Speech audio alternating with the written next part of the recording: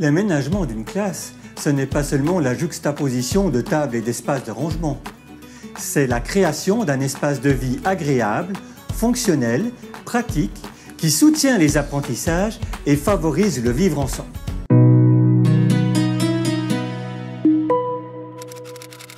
Bonjour, bienvenue sur la chaîne YouTube d'enseigner.org.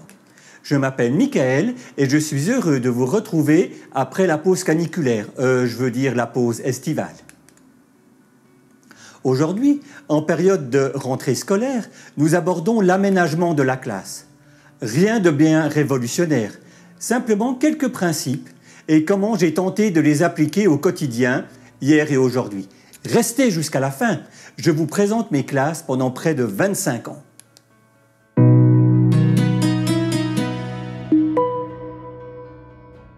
Une classe qui vous ressemble.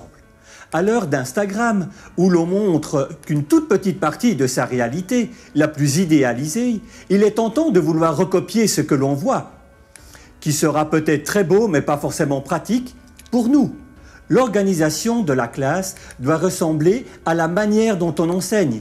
Si on fait beaucoup de travaux de groupe, la classe doit être aménagée pour cela. Si on favorise un travail individuel, les élèves doivent être disposés de manière à être efficaces dans cette tâche. Il peut même y avoir différentes manières de disposer les tables en fonction des activités. Je me rappelle quand j'étais stagiaire, il y a bien longtemps de cela, d'une toute petite école avec de toutes petites classes. En 3P, les élèves avaient des automatismes pour pouvoir transformer leur classe d'une disposition de groupe en disposition de U en quelques minutes. C'était vraiment efficace et je pense que cela peut se reproduire dans nos classes aussi.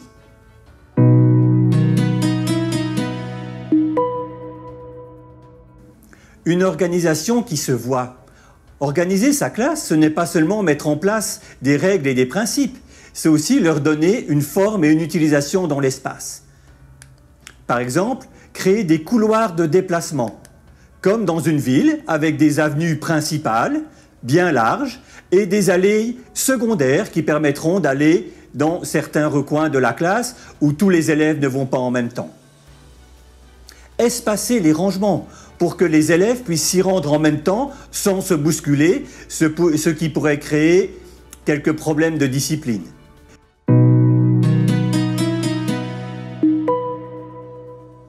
Se simplifier la vie.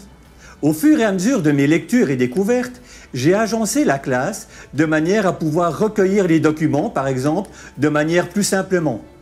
Dans ma disposition actuelle, je peux voir d'un coup d'œil qui a rendu ou non les documents. Je vous montrerai ça plus tard, dans la visite de la classe actuelle.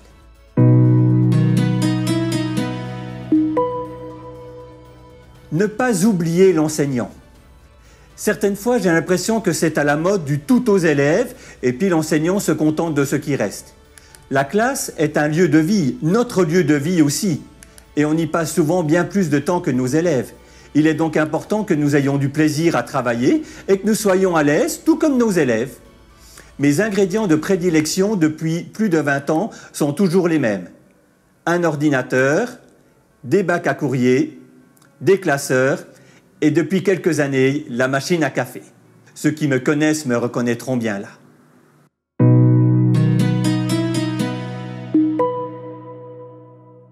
Une classe en constante évolution. Les besoins réels ou ressentis varient non seulement d'une année à l'autre, mais d'une saison à l'autre. Il n'est donc pas interdit de modifier l'aménagement de sa classe en cours d'année scolaire. Durant mes premières années d'enseignement, c'est arrivé assez régulièrement. Et à chaque fois, cela donnait comme un coup de fouet aux élèves, la puissance de la nouveauté.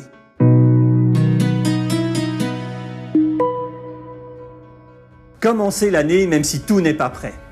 Il faut remettre les choses dans leur contexte. Préparer son local classe n'est qu'un élément parmi d'autres. Ces années, les élèves sont arrivés et si tout était fonctionnel, que les activités étaient prêtes et que j'étais en forme pour les accueillir, tout n'était pas terminé jusque dans les moindres détails au niveau de l'aménagement de la classe. Tout simplement parce que ce n'était pas le plus important. L'an dernier, par exemple, ce n'est que vers Noël que j'ai eu le temps de finaliser le cours enseignant et on l'a tous très bien vécu.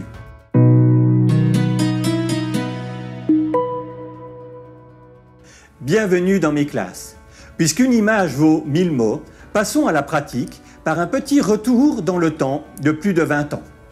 Ma première classe, 1998. J'ai des élèves de 7-8 ans.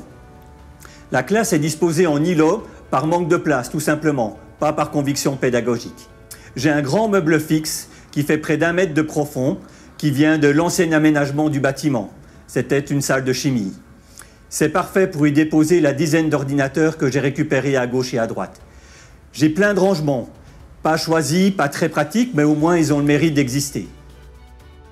La même classe 2 ans plus tard. Les ingrédients sont là, ordinateur sur le bureau pour la gestion quotidienne, bac à courrier pour le tri rapide des documents, et ce meuble miracle, fait sur mesure par mon frère et qui est toujours là 25 ans plus tard, après une reconstruction il y a quelques années par le concierge de l'école où je travaille maintenant qui avait eu le malheur de le déplacer. Je crois au rappel visuel.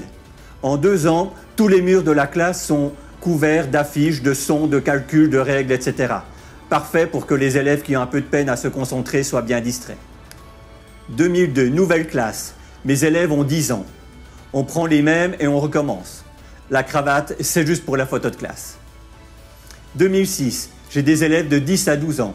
Toujours les mêmes indispensables. Classeur, bac à courrier. Quand je disais qu'il ne fallait pas oublier l'enseignant. 2010, mes élèves ont entre 8 et 10 ans. J'ai peu d'élèves, je teste le U. C'est très agréable pour les discussions en groupe classe. Par contre, tous les élèves se voient et les interactions non désirables sont assez importantes. Cette disposition disparaîtra avec l'arrivée de 9 élèves l'année suivante. La classe est encore bien vide.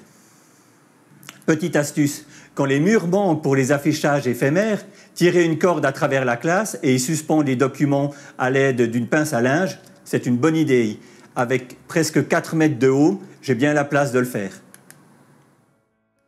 2012, la même classe, environ 24 élèves. Pendant plus de 10 ans, je garderai une disposition frontale. Elle correspond à la majorité des temps d'enseignement, travail individuel ou en groupe classe. Lors des travaux de groupe, les élèves se placent dans le couloir, bien plus frais, à la grande table du fond ou dans les espaces libres de la classe. Le bâtiment a fêté ses 100 ans en 2015. Imaginez qu'à l'origine, on mettait 48 élèves dans cet espace classe. Je ne pense pas que l'aménagement était très réfléchi, si ce n'est pour pouvoir mettre tout le monde. Les classeurs sont étalés tout au fond de la classe. Cela permet aux élèves de s'y rendre tous en même temps, sans qu'ils se bousculent. C'est la même chose pour le petit matériel. Le coin lecture est visible depuis le bureau. Cela permet de voir ce qui s'y passe. Une télévision fait son apparition. Trop petite pour les PowerPoint, elle est utile pour visionner des films ou de courtes animations. Elle est reliée par câble à l'ordinateur de l'enseignant. Si vous appréciez cette vidéo, pensez à laisser un pouce ou un commentaire. Pourquoi ne pas aussi la partager sur vos réseaux sociaux ou en parler à la salle des maîtres? Notre chaîne est encore toute jeune. Si vous appréciez ces contenus, faites-en profiter vos collègues. Merci beaucoup. 2014. Toujours la même tranche d'âge, le même local. Le coin enseignant pivote de 90 degrés. Par contre, passer sur l'estrade pour y accéder, c'est pas pratique. Bac à courrier, classeur, ordinateur, toujours les mêmes constantes. 2016. Le projecteur remplace la télévision et entraîne une légère adaptation de la classe. Toujours un grand couloir central pour faciliter les déplacements. Mai 2020. Retour de la Covid. Espacement des places, démarquage de l'espace enseignant. L'ultra grand angle est trompeur. La Covid n'a pas du tout agrandi la classe. Rentrée 2020. Pas de grands changements. Les élèves ont depuis quelques années 3 espaces de rangement personnel. Les classeurs au fond de la classe, les paniers au fond de la classe également, et un bac à courrier pour les dossiers en cours, répartis dans différents endroits de la classe pour pouvoir y accéder facilement. En plus de cela, ils ont l'espace sous leur table dans lesquels on ne met que les livres. Vous imaginez ce qui pourrait se passer si on mélange feuilles et livres. Les accordéonistes seraient contents.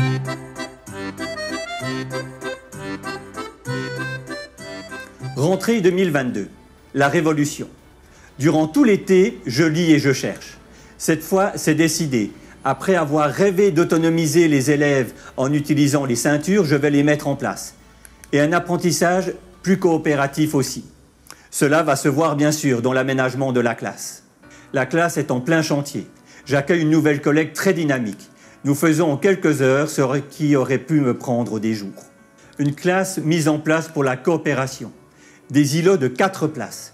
Les élèves y restent pendant environ 8 semaines, la durée d'une période entre 2 vacances.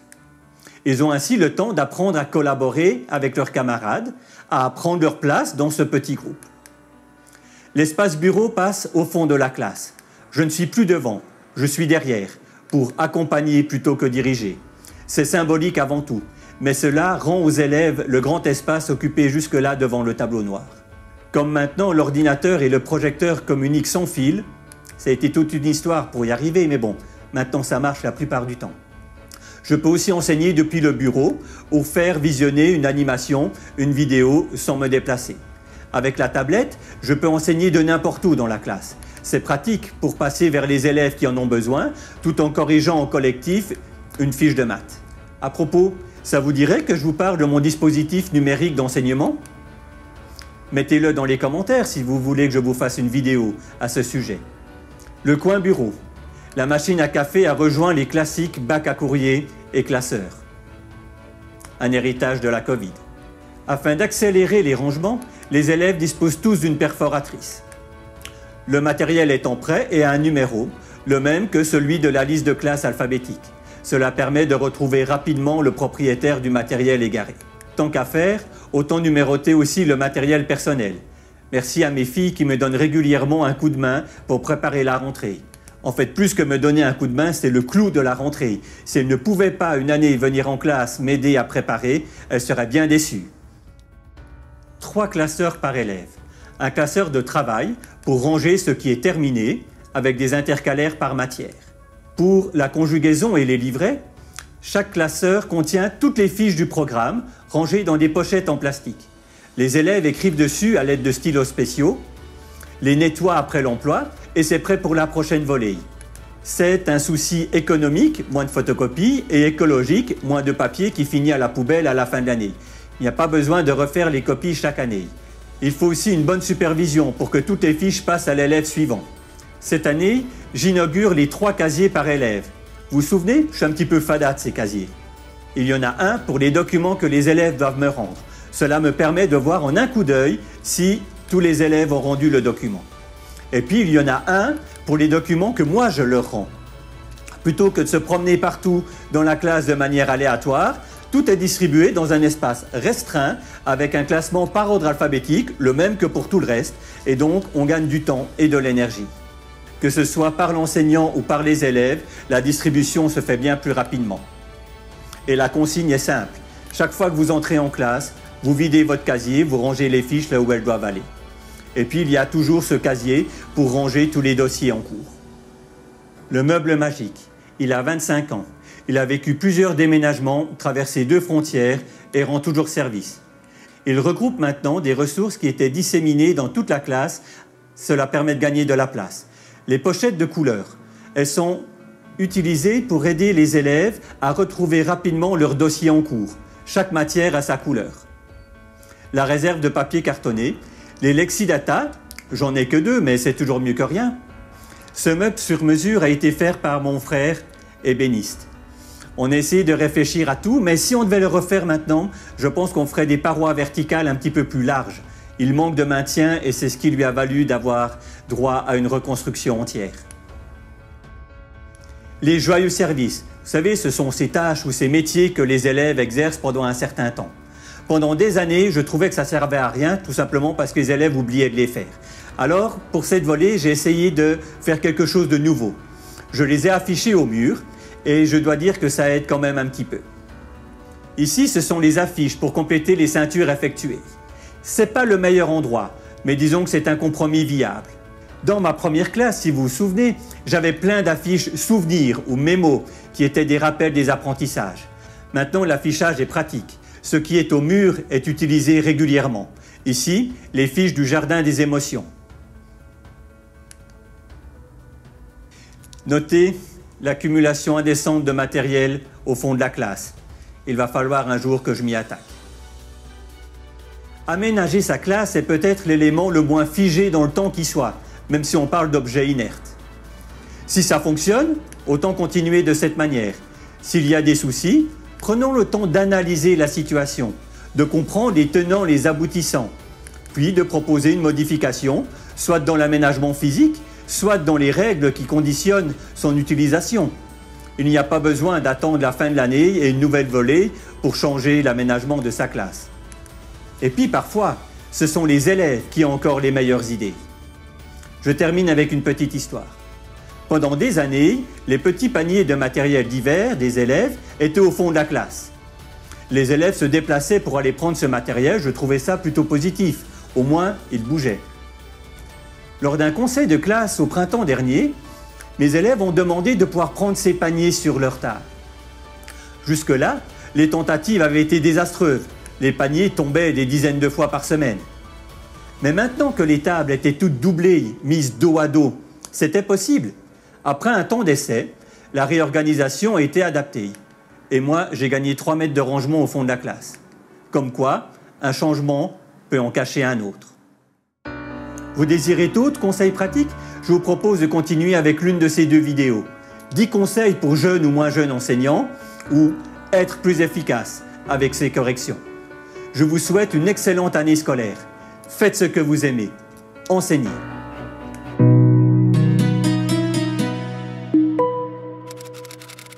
Si vous appréciez cette vidéo, pensez à laisser un pouce ou un commentaire.